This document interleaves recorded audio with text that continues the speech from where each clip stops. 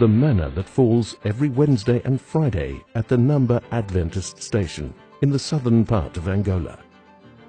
Manna has been falling in this drought-stricken area since 1945, and we praise God for providing to His people. We have always had a poor harvest in this area, but God has always provided for His people. My sister can testify that they survived on manna when times were hard at the Number Adventist Mission. Until today, people are still eating it. Curiosity killed the cat, and so Sid Media's director, Noel Sibanda, visited the area in the southern part of Angola to get the first-hand information. And as they say, the proof of the pudding is in the eating. Here we are at Nama Adventist Mission Station. We came, we saw, we smelled, we touched, and now I'm tasting for the third time just to convince you that indeed this is manna from heaven. The taste, I can't describe it. It tastes of everything that I've ever eaten that is so good.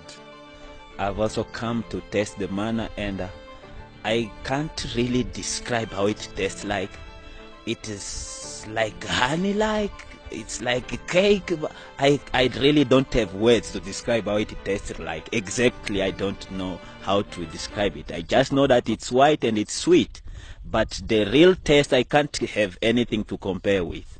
This story of Number, I've been just reading it in Storytime in Africa book. I taught my kids when they were growing with that story.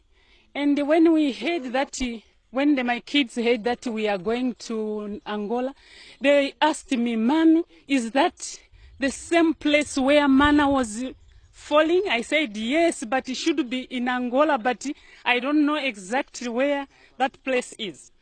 But when we came here in Angola, we inquired of the place. They said, yes, actually, even now, manna is still falling. And I'm happy that I've visited the place today. And I picked a few pieces of it. I tasted it. It's very nice. When you are eating it, it's like something mixed with sweet, and there is a good fragrance on it. So you cannot really explain the way it is, but it's a very nice food. Wow, it has been really a great experience here because stories have been going all over. I have heard about it. I tried to Google about it. And of course, when I Googled it, I found a small piece by Signs of Times, which was documented there. But even after I saw it, there were still doubts from my colleagues that I informed about it. Well, this morning we've made it to come here, and I still can't believe that I'm here. And we've got a bit of it here. It's a bit hard. The text is hard. I think it has dried up a bit. It's more or less like a cake's icing sugar that has been dried, because it's very tasty, very sweet. The history of manna falling at Number Adventist Station in the southern parts of Angola dates back to more than 50 years ago, when there was a famine in this area. Villagers had to walk long distance to look for food, and those who harvested a little bit had to sweat it out to grind the maize meal into mealie, a very labor-intensive exercise, but the job had to be done. The mission station was destroyed during the civil war in Angola that lasted more than 20 years. When the mission station was destroyed by the rebels, manna stopped falling and only started falling again when the mission station was rebuilt. This is a living miracle, and all this shows us the presence of God. This Adventist mission station must be preserved by all means. On the day the mission station was dedicated to the Lord, manna fell like it has never happened before, and the community was terrified. I was born in this place. I grew up in the same place, and from my childhood I've been witnessing this miracle of manna falling.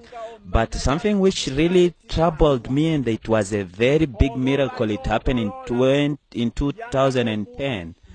That year, after the mission has been renewed, there was a big miracle happening where manna fall in such quantities which we have never seen before. It fell actually from beyond that side of the church. It fell even up to the mountain. All the ground was covered with manna. This happened in a time when the mission has been renewed, and people were marveling. They were wondering, why is it that manna never fell in such a way and it's falling in that way? People were afraid. He said we were to come out and call people to come and collect manna, but they refused. They were afraid because it was too much. The whole ground was covered with manna, so people were afraid coming out of their homes to collect it, and only little children came and collected it. When the information reached the union, Pastor Teodoro and Pastor Gilberto from Brazil and Pastor Sabino from Portugal, they came to witness the miracle because the manna was kept up to when they came, and they were shown what was really happening at this place. Manna fell as never before. Sometime in the past, there was a famine around the area and people had no food. They decided to fast and pray to God. By the late Pastor Seke was the director of the mission station. He was away and only women were around, but no food. After 3 days of prayer, they received manna. A small girl came to this bush and found some things that looked like bread but white, and she met two men who said, "Take and eat." She ate and carried some back home. And when the parents saw her, they said, "What is it you are having in your hands?" She says, "I don't know, but I've eaten." They said, "Don't eat, throw." She said, "I've already eaten. The men that I met told me to eat." And they went to look for the men. They were not there. Those two men disappeared. And the people went and picked the manna and ate. And they were falling every day except on Sabbaths. And this manna has been falling these days. It falls Wednesdays and Fridays if it's not raining. Unfortunately today, when we came, it rained in the night. But manna fell. We still managed to find a bit of it, and as evidence that it was there. I don't have words to describe how I feel now. I can actually quote what another pastor said when he preached about manna which the Israelites saw in the desert. And he said when they saw it for the first time, they just questioned, what is it? And that's the same question I have now. What is it? Because I can't even describe it. It's a miracle.